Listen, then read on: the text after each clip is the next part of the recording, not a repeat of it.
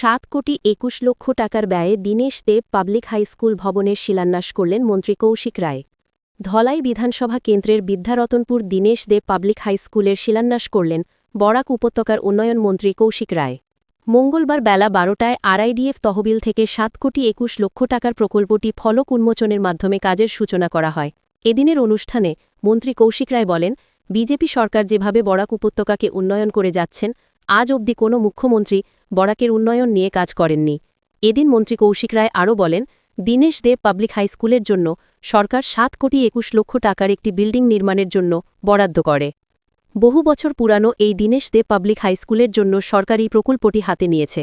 এতে শিক্ষার মান উন্নত হবে বলে আশা ব্যক্ত করেন তিনি। এদিনের শিলান্যাস অনুষ্ঠানে মন্ত্রী কৌশিক রায়ের সঙ্গে উপস্থিত ছিলেন ধলাইয়ের বিধায়ক নিহার রঞ্জন দাস, সমাজসেবী প্রশান্ত দেব, ধলাই মরসিংপুর মণ্ডল সভাপতি সঞ্জয় কৈরি, জামালপুর জিপি সভাপতি পৃথিশচন্দ্র দাস, সাংসদ প্রতিনিধি শশাঙ্কচন্দ্র পাল, ভূষণ পাল, পম্পতিনাথ চৌধুরী, নির্মলকান্তি দাস, অন্যান্যরা উপস্থিত ছিলেন। সেটি ছিল যে এই স্কুলের জন্য আমরা 7 কোটি টাকা আমরা আবন্টন করে এখানে নতুন ভবনের নির্মাণ করব এবং সেই লক্ষ্যে আজকে আমরা সবাই এখানে আমাদের বিধায়ক নিহারঞ্জন দাস সহ অন্যান্যদের উপস্থিতিতে আমরা এখানে উপস্থিত হয়ে 7,21,00,000 টাকা বরাদ্দকৃত এই স্কুল ভবনের আমরা কাজের শিলান্যাস করেছি। এখানে একটা সুন্দর ভবন, সুন্দর ইনফ্রাস্ট্রাকচার তৈরি করা, এটা একটা লক্ষ্য নিয়ে মাননীয় মুখ্যমন্ত্রী মহাশয় আসামে বিভিন্ন হাই স্কুল, বিভিন্ন শিক্ষা প্রতিষ্ঠান এরকম কাজ হচ্ছে এবং আমি আশা করি এই স্কুল নির্মাণ হলে আমাদের ছেলে মেয়েদের সুবিধা হবে এবং এই এলাকার শিক্ষার যে প্রসার, সেই শিক্ষার প্রসারে অত্যন্ত গুরুত্বপূর্ণ ভূমিকা পালন করবে। নমস্কার জানাচ্ছি। আজকে আমরা এখানে মাননীয় মুখ্যমন্ত্রী ডক্টর হিমন্ত বিশ্ব শর্মা মহাশয় যে প্রতিশ্রুতি ছিল যে দীনেশ দেব স্কুলকে, দীনেশ দেব পাবলিক হাই স্কুলকে আমরা আরআইডিএফ এর ফান্ড দিয়ে আমরা 7 কোটি টাকা দিয়ে স্কুলের নতুন ভবন নির্মাণ করব। আপনারা সবাই জানেন যে 2024 সালের 22 আগস্ট মাননীয় মুখ্যমন্ত্রী যখন ধলাইতে কলেজের উদ্বোধন করার জন্য বঞ্চাডাঙ্গা মাঠে এসেছিলেন উপনির্বাচনের ঠিক আগে ঠিক সেই সময় আমাদের আজকের দিনে যিনি সাংসদ শ্রী পরিমল শুক্লবৈদ্য মহাশয় একটি দাবি তুলেছিলেন, মুখ্যমন্ত্রীর কাছে অনুরোধ করেছিলেন যে আমাদের দক্ষিণ ধলাই এলাকায় দীনেশ দেব পাবলিক হাই স্কুল আছে এবং যেটার অবস্থা অত্যন্ত শোচনীয়, ইনফ্রাস্ট্রাকচার ডেভেলপমেন্ট করার প্রয়োজন আছে এবং সাংসদ মহাশয়ের আবেদনে সাড়া দিয়ে মাননীয় মুখ্যমন্ত্রী মহাশয় উনি ঘোষণা করেছিলেন যে আমরা দীনেশ দেব পাবলিক স্কুলের জন্য আমরা 7 কোটি টাকা আমরা বরাদ্দ করব। আর আজকে আমরা সবাই এখানে উপস্থিত হয়েছি, আমাদের বিধায়ক থেকে শুরু করে আমরা সবাই এখানে এসেছি যে মাননীয় মুখ্যমন্ত্রী মহাশয় যে ওনার প্রতিশ্রুতি দিয়েছিলেন সেই প্রতিশ্রুতি অনুযায়ী উনি কাজ করেছেন। আর আজকের দিনে সেই প্রতিশ্রুতি পূরণের দিন, আর আজকে সেই প্রতিশ্রুতি লক্ষ্য রেখে আমরা এখানে 7,20,00,000 টাকা দিয়ে আমরা দীনেশ দেব পাবলিক হাই স্কুলের যে শিলান্যাস, সেই শিলান্যাস অনুষ্ঠানে আমরা সবাই উপস্থিত হয়েছি। এখানে পিডব্লিউডি ডিপার্টমেন্ট এটার কাজ দেখাশোনা করবেন, ওনারা কাজ করবেন।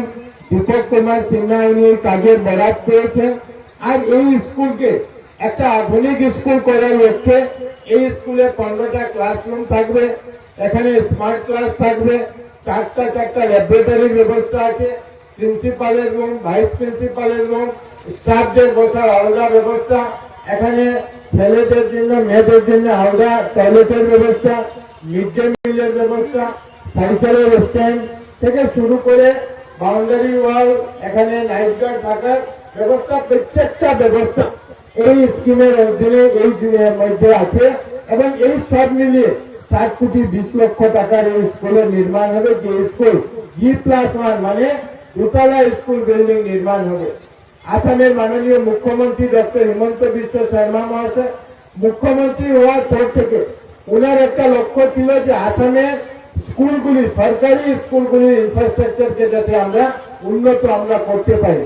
কারণ আমরা অনেক সময় দেখেছি যে গ্রামে গঞ্জে হোক বা যে কোনো জায়গাতে হোক সরকারি স্কুলে পড়াশোনার জন্য স্থানীয় লোকদের মানুষের অনেক চাহিদা থাকে, কিন্তু পর্যাপ্ত ইনফ্রাস্ট্রাকচার না করার জন্য আমাদের অনেক ছেলেমেয়েরা প্রাইভেট স্কুলের মুখোমুখি হয়ে থাকে এবং এইটাকে পূরণ করার জন্য যাতে প্রাইভেট স্কুলের সমতুল্য সরকারি স্কুলের ইনফ্রাস্ট্রাকচারকে পরিকাঠামোকে তৈরি করে দেওয়া যায় সেই লক্ষ্য নিয়ে মাননীয় মুখ্যমন্ত্রী মহাশয় গত 4 বছর থেকে উনি চেষ্টা করে যাচ্ছেন যে আসামের বিভিন্ন বিধানসভায় যাতে আমরা নতুন নতুন স্কুল আমরা নির্মাণ করতে পারি।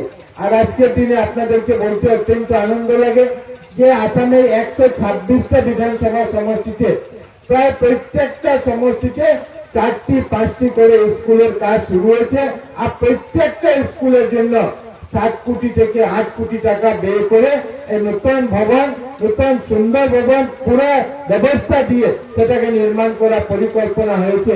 আর আজকের দিনে ঠিক সেভাবেই আমাদের দীনেশ দেব পাবলিক হাই স্কুলের এই কাজের আমরা আরম্ভ করেছি।